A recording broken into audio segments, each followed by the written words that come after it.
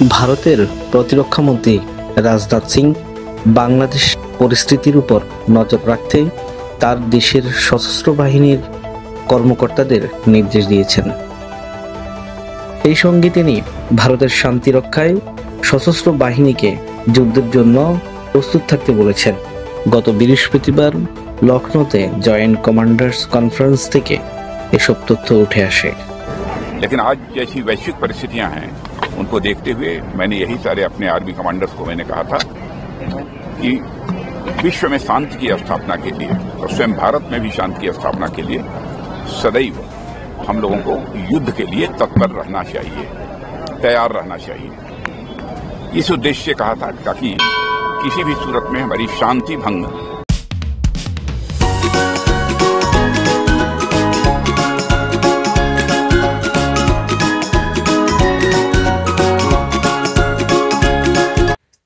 ভবিষ্যতে ভারতের বিভিন্ন সমস্যার সম্মুখীন হতে পারে বলে জানিয়ে রাজনাথ সিং সশস্ত্র বাহিনীর উদ্দেশ্যে বলেন, বাংলাদেশ, চীন সহ অন্যান্য প্রতিবেশী দেশগুলোর পরিস্থিতি বিশ্লেষণ করতে হবে।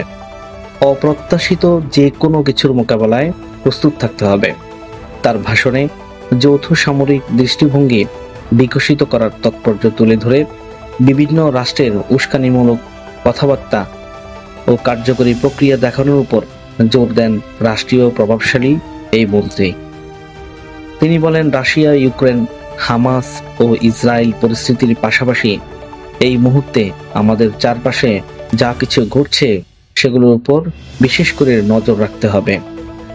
ভারত চীন সীমান্ত ও প্রতিবেশী দেশগুলোতে যা হচ্ছে তা এই অঞ্চলের শান্তি ও স্থিতিশীলতাকে হুমকির মুখে ফেলছে।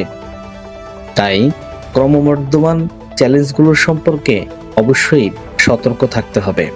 পাশাপাশি দেশের জাতীয় নিরাপত্তা আরও বেশি শক্তিশালী করতে হবে।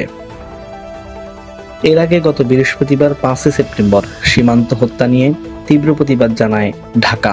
পররাষ্ট্র অধিদপ্তরে এক বিজ্ঞপ্তিতে বলা হয়েছে, বাংলাদেশ সরকার স্মরণ করিয়ে দেয় যে সীমান্ত হত্যার এ ধরনের ঘটনা অনভিপ্রেত ও অনাকাঙ্ক্ষিত। এ ধরনের কর্মকাণ্ড সীমান্ত কর্তৃপক্ষের জন্য যৌথ ভারত ও বাংলাদেশ নির্দেশিকা 1975-এর বিধান লঙ্ঘন। বিজ্ঞপ্তিতে বলা হয়েছে, এই ধরনের জঘন্য ঘটনার পুনরাবৃত্তি বন্ধ করে সীমান্ত হত্যাকাণ্ডের তদন্ত করা, দায়ীদের নিশ্চিত করে বিচারের আওতার জন্য সরকারের প্রতি আহ্বান জানিয়েছে বাংলাদেশ।